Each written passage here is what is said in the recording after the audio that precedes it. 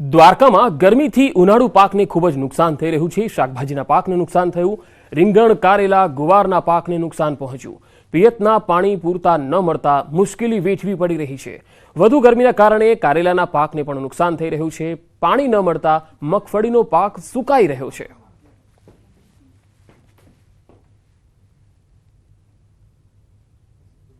આ વખતે તાપમાન એવડું છે ને કે માન લો કે ફૂલ અવસ્થા એમાં કારેલા થાય છે, તો તાપમાનના લીધે આપણે પાણી દઈએ તો પાણી બળી જાય છે, એવડું તાપમાન વધી જાય છે। આપણે પાણી તો દઈએ ઓલરેડી, એને પાણી ગરમ થઈ અને એ પાકને નુકસાન કરે છે। અત્યારે આજે અમારી મગફળી કાચી મગફળી અમારે ઉપાડવી ન છૂટકે અમારે ઉપાડવી પડે છે। એનું કારણ છે કે આવી ગરમી, આવો તડકો અને આવી લૂ, આ મારી સાંભળણ અને મારી ઉંમરમાં મેં આ પહેલી વાર આવી રીતના જોયું કે આટલી લૂ અને આવો તડકોથી અમારે કાચી મગફળી ઉપાડી અને અમારે ઢોરને ખવડાવવા મજબૂર થઈ રહ્યા છીએ। ધોરાજીમાં ગરમીના કારણે ખેડૂતોમાં હાહાકાર મચી ગયો। ગરમીના કારણે પાકને નુકસાનની ભીતિ સેવાઈ રહી છે। ટેટી અને કારેલાના પાકમાં નુકસાન જઈ રહ્યું છે। શાકભાજીના પાકને પણ મોટું નુકસાન થયું છે। 30 થી 40 હજારનો ખર્ચ માથે પડવાની ભીતિ સેવાઈ રહી છે। બે અલગ અલગ તસવીરો આપને બતાવી રહ્યા છે। ગરમીના કારણે પાકને કેટલું નુકસાન જઈ રહ્યું છે। ટેટી અને કારેલાના પાકમાં નુકસાન સહન કરવાનો વારો આવી રહ્યો છે।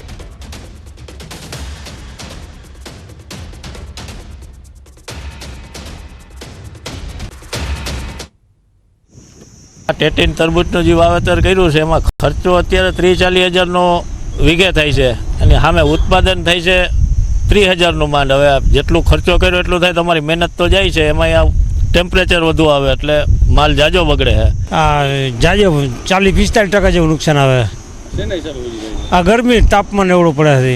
ગુજરાતભરના અંદરમાં જે હેઠવીની આગાહી છે તેને લઈને વાત કરીએ ધોરાજી પંથકની। ધોરાજી પંથકમાં જે ખેડૂતોએ પોતે ઓછે ટેટીનો અને કારેલાનું વાવેતર કરવાનું સીધા દ્રશ્ય બતાવીશ કે અત્યારે તમે વાવેતર જોઈ રહ્યો છો કે 8 વીઘાના વાવેતરમાં અત્યારે 30 થી 40% ખેડૂતોને નુકસાન જશે। ખેડૂતો એવું કહી રહ્યા છે જે ટેટીનો પાક છે, ટેટીનો પાક અત્યારે બગડી ગયો છે। જે હીટવેવને લઈને, તાપમાનને લઈને, તેને લઈને ટેટીનો પાક અને કારેલાનો પાક છે તે અત્યારે બગાડ, વધારે પડતો બગાડ છે, 30 થી 40%નો બગાડ થઈ રહ્યો છે। તેને લઈને વીઘે 40,000 રૂપિયાનો જે ખેડૂતે ખર્ચો કર્યો, ખેડૂતો એવું કહી રહ્યા છે કે 4 થી 5 લાખ રૂપિયાનું નુકસાન થશે। તેને લઈને જો ધોરાજીના પંથકના ખેડૂતો અત્યારે ચિંતાતુર બની રહ્યા છે। મુનાફ બકાલી, ગુજરાતી, ધોરાજી। કાળઝાળ ગરમીમાં મનુષ્યોની સાથે વન્ય પ્રાણીઓ માટે પણ હાલ ખૂબ જ મુશ્કેલ ભરી સ્થિતિ છે, કારણ કે સાવરકુંડલામાં 44 ડિગ્રી પાર તાપમાન થવાથી સાવજ પણ પરેશાન થતા નજરે પડ્યા। સાવરકુંડલાના ગોબા નજીક પાણી માટે વલખા મારતા સિંહના દ્રશ્યો કેમેરામાં કેદ થયા। ત્યારે સિંહ પ્રેમી દિલુભાઈ દ્વારા સિંહનો વિડીયો જાહેર કરવામાં આવ્યો અને વન્ય પ્રાણીઓ માટે પાણીની વ્યવસ્થા કરવા સિંહ પ્રેમીઓએ સરકાર પાસે માંગ કરી છે।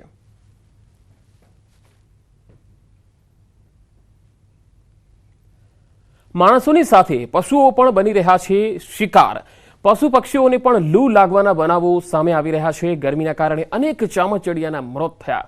દાહોદના છાબ તળાવમાં ચામાચીડિયાના મૃત્યુ થયા।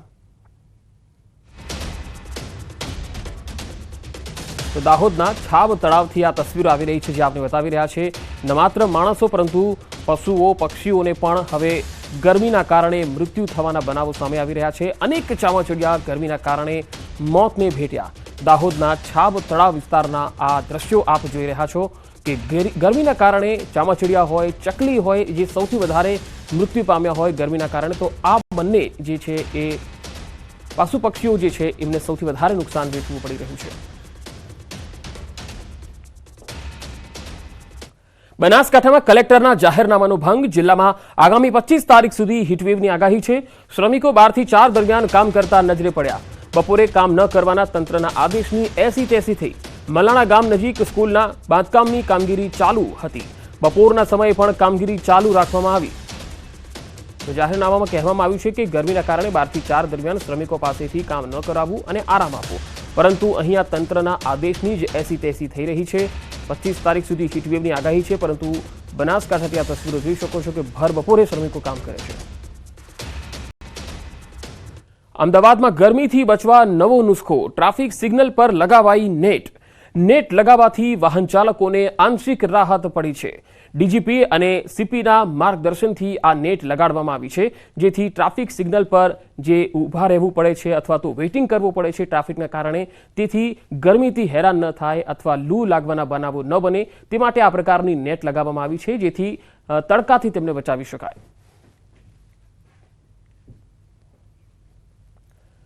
અમદાવાદમાં તાપમાનનો પારો 45ને પાર પહોંચ્યો અને શહેરમાં હીટ વેવની આગાહી કરાઈ છે. ત્યારે આટલી કાળઝાળ ગરમીમાં લોકો ઘરની બહાર નીકળવાનું ટાળે છે, ત્યારે ટ્રાફિક સિગ્નલ પર ફરજ બજાવતા જવાનોની પરિસ્થિતિ પર ન્યૂઝ 18 ગુજરાતીએ રિયાલિટી ચેક કર્યું હતું. શહેરના લાલ દરવાજા ટ્રાફિક સિગ્નલ પર ગરમીમાં પણ જવાનો પોતે ફરજ નિભાવતા નજરે પડ્યા, જેઓ સ્થાનિક વેપારીએ આપેલી છત્રી નીચે ગરમીમાં આશરો લે છે અને પીવાના પાણીની પણ કોઈ સુવિધા નથી હોતી. તંત્ર દ્વારા અમુક દિવસના અંતરે ઓઆરએસના પેકેટનું વિતરણ કરવામાં આવે છે.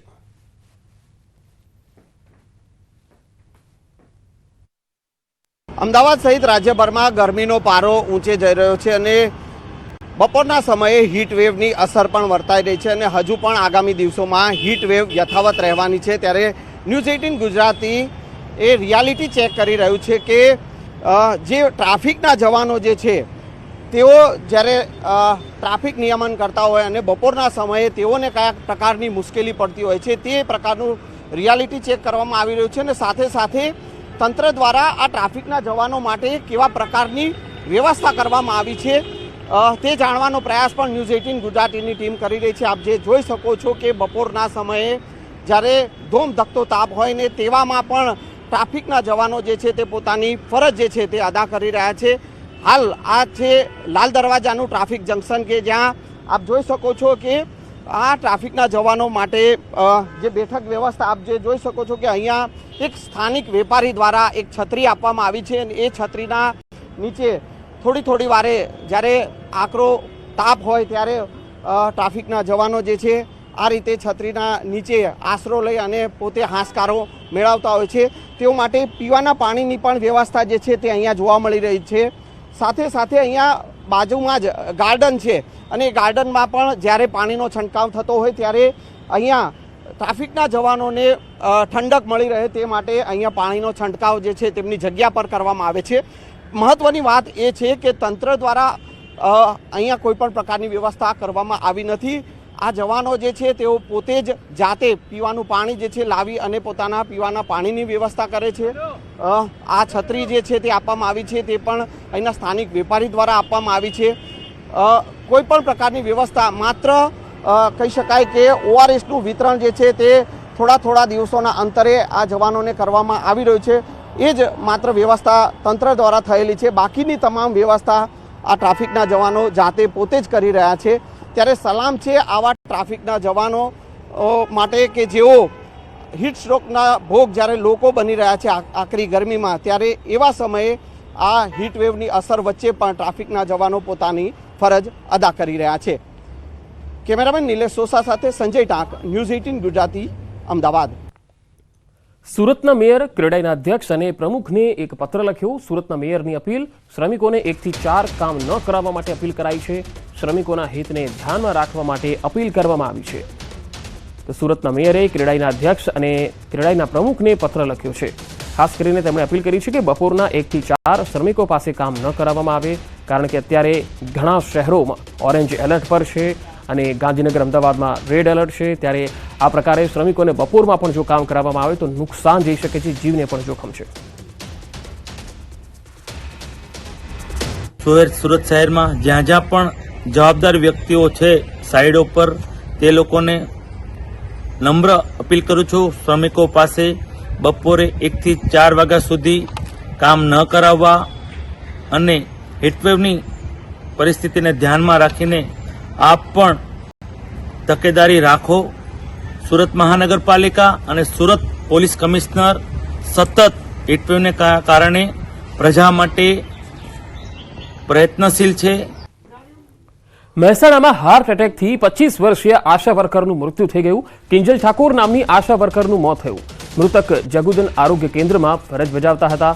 25 વર્ષીય કિંજલ ઠાકોરના મોતને લઈ પરિવારમાં શોકની લાગણી ફેલાઈ ગઈ છે. કિંજલ ઠાકોર નામની આશા વર્કરનું મૃત્યુ થઈ ગયું છે. હાર્ટ એટેકથી 25 વર્ષીય આશા વર્કરનું મૃત્યુ થતાં પરિવારમાં શોકની લાગણી ફેલાઈ ગઈ છે.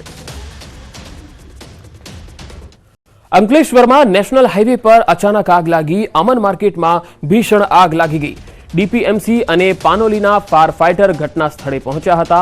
આગ કયા કારણોસર લાગી તે સામે નથી આવી શક્યું, પરંતુ નેશનલ હાઈવે પર અમન માર્કેટ આવેલું છે, જ્યાં અચાનક ભીષણ આગ લાગી અને ધીરે ધીરે આ આગ બેકાબુ બનતી ગઈ અને આગના જે લપટો છે અથવા તો તેની જે જ્વાળાઓ છે એના ધુમાડા દૂર દૂર સુધી લોકોએ જોયા. જોકે આ ઘટના બાદ ડીપીએમસી અને પાનોલીના ફાયર ફાઈટરના જવાનો સ્થળ પર આવી પહોંચ્યા હતા અને પાણીનો મારો ચલાવી આગ પર કાબુ મેળવવાના પ્રયાસો હાથ ધર્યા હતા.